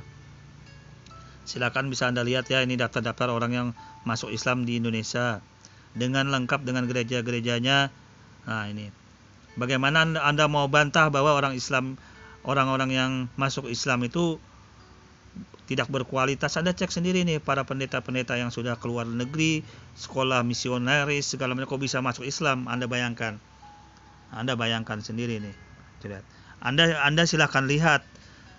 Kecuali orang Islam itu bodoh atau ada hal-hal lain yang membuat dia tuh bisa pindah agama.